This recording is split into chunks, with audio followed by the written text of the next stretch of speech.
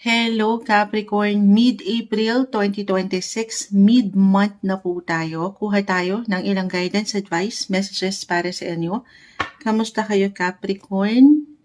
Mid-April, anong ganap? Anong asahan ng mga taong ito? Mensaheng gabay po. Capricorn energy, guidance, advice, message po para sa mga taong ito. Any message, anong kailangan nilang marinig?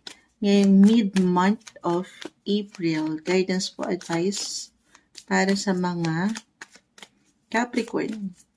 Capricorn energy, okay. Sandali. The Lovers, the Three of Cups, both reverse, pero regardless kung bago lang kayo kay Moonchild, hindi naman agad, hindi okay. Meron lang po itong kalakip na mensahe. Okay? Any message pa po para sa mga Capricorn, mid-April. Isa-isahin natin guys. 10 of 6, 10 of Pentacles, family, home, money, career, nandiyan na lahat.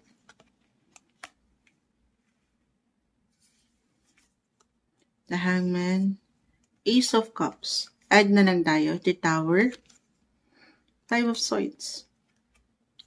Urong natin kasi napaka-imbalance po yung Moonchild. Capricorn.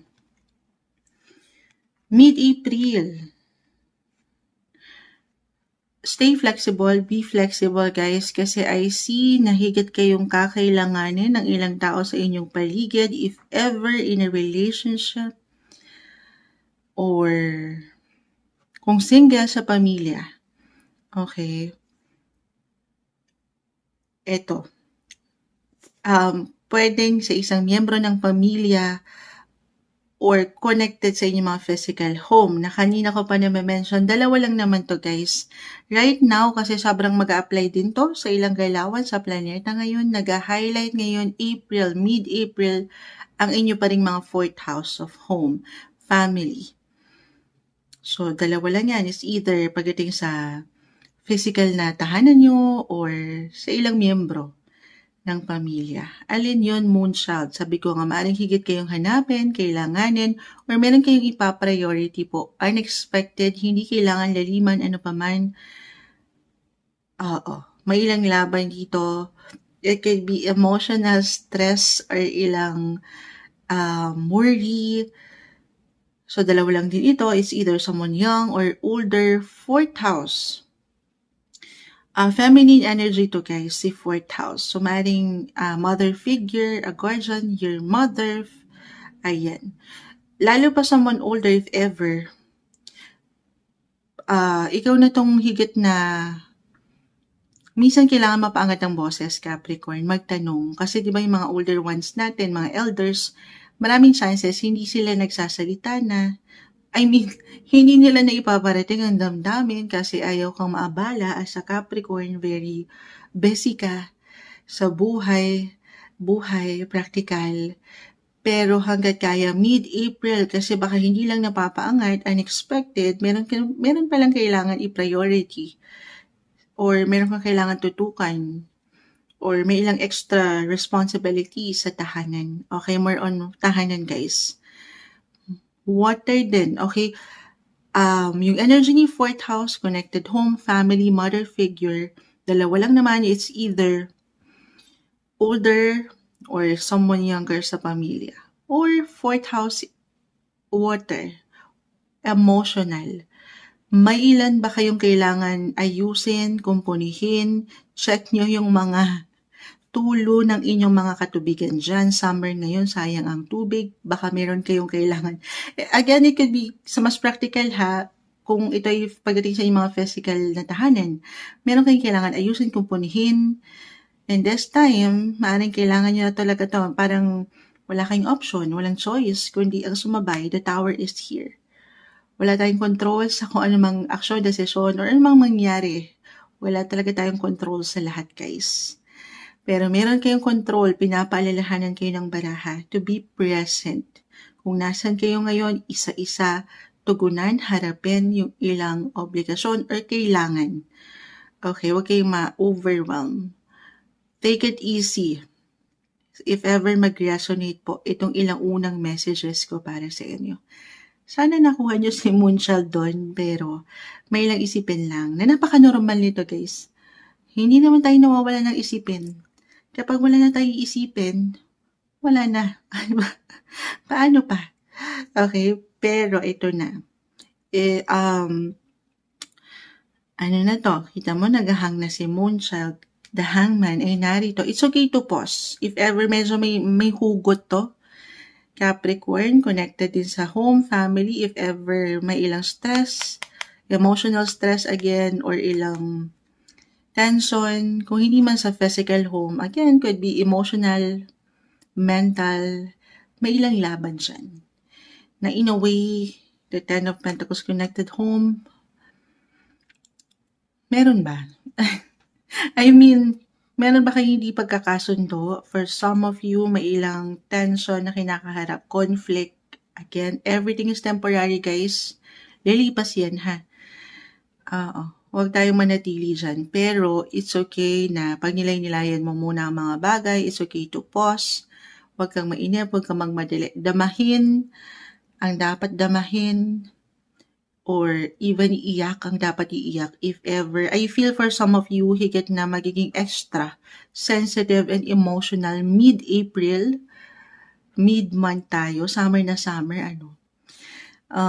pero it's okay to pause, Capricorn. At i-priority mo muna. Kasi baka meron ganito lang to, ha? Baka meron ka lang, baka nakakalimutan mo, nakakalimutan ka. Kasi nga ang priority mo ay ang buhay paggawa nitong mga nakalipas, if ever may pagka-busy. And this time, make some time off your busy schedule para mag-heal. Para pahilumin, pagalingin, or kumpunihin ang mga dapat ayusin sa tahanan man or sa pamilya. Other messages. Okay, kung meron kayong tension talaga, no? Ayun. Sabi ko nga, wala tayong control. Huwag niyong pigilan. Let things flow naturally sa connection nyo. Relationship-wise, the lovers kasi nag-reverse, 3 of Cups, 10 of Pentacles. Do some reflection. Pag-uusap din po. Pero hindi nyo kailangan sabayan ng enerhiya na medyo, if ever may mainit ang ulo, so reversal nga tayo. Huwag nyo sasabayan. Kasi hindi kayo magtatagpo. Hindi magtatagpo, hindi magiging maayos. Kalma muna, dahanan. Okay? Sa mas medyo lighter lang, baka merong pag-move, meron bang ganun? Kasi see the Tower. May ilang redirection ba? May maglilipat ba? Kung mas practical tayo, tahanan, pamilya, may mga pagbabago. Okay, napaka-normal nito. Pero, sabayan nyo lang, huwag nyong pigilan, huwag bigyan ng control. Let things flow naturally sa mga ganap na ito. Nang napapaangat, syempre pa yung paniniwala sa bawat isa na merong dahilan. Na minsan, ito may give and take naman eh. Meron naman. I mean, patuloy niyong ginagampanan yung bawat obligations, priorities, the 6 of Pentacles. Para sa kanila, para sa pamilya, para sa mga mahal mo, mahalaga sa'yo.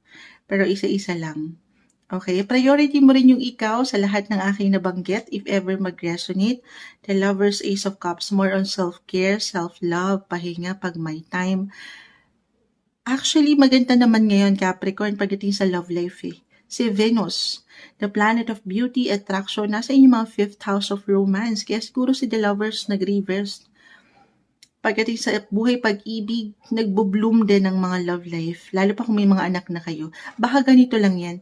Kailangan nyo ng sapat na oras para kumonekta kahit over the net for some of you. Kasi may ilang detachment din akong nakikita, disconnected. Baka namimiss nyo lang ang bawat isa. Namimiss ka na ng mga bata if ever may anak na. Yes. So connect. Make some time off. More quality time sa yung mga mahal sa buhay, pamilya, especially guys, sobrang nagbigay din dito. Okay, lalo kung medyo nawalan na kayo ng oras nitong mga nakaraan. Bumuo kayo ng mga bagong memories together, celebration, connection, communication. Na-mention ko na rin, si The Lovers kasi ay narito, Ace of Cups, something new. New, guys. Ito pwedeng kusa niyong mapaangat plano. Hindi po isang medical advisor si Moonchild. Simpleng card reader lang tayo. Or kusang ihahain sa inyo ng universe. Again, ito yung wala tayong control, planet of surprises. Nakukuha ko yung energy ni Uranus. Actually, si Mars din, si The Tower. Unexpected surprise. Maaring merong mabuo, guys. Meron ba? Meron na ba kayo? Kasi nga, ayan, baka magkaroon nga sinabi na sinunod si Moonchild. Sinunod si Moonchild, nagkaroon ng quality time. Nag-loving, At dito, hindi posible na merong mabuo. And it could be unexpected for some of you guys. So, kung hindi pa kayo handa, couples in a relationship, Capricorn, syempre, be extra careful.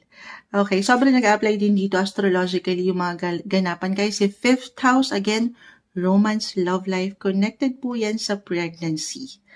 Right now, nag-highlight sa inyo yan, Capricorn.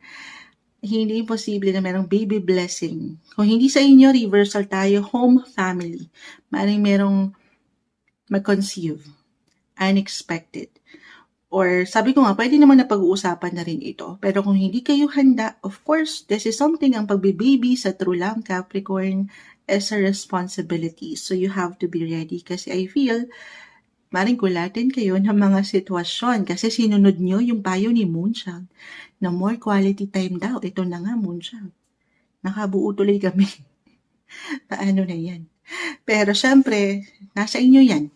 Kung single kayo, eto na naman ba tayo, Moonchild? Yes. Minsan kahit gaano tayo ka-ready na sa isang relationship, Capricorn, kung hindi pa nakalaan, hindi pa naka-align, huwag ipilit. Okay, let things flow naturally. Yun pa rin yung may iwan ni Moonchild. More on self-care muna tayo. Kahit na alam ko yung ilan, lunod na sa self-love. Pero ito talaga yun. The lovers po kasi ay naka-reverse. Pero kung andyan na talaga, ready na ako, Moonchild eh. Of course, you have to do your part. Hindi tayo dapat dahang man.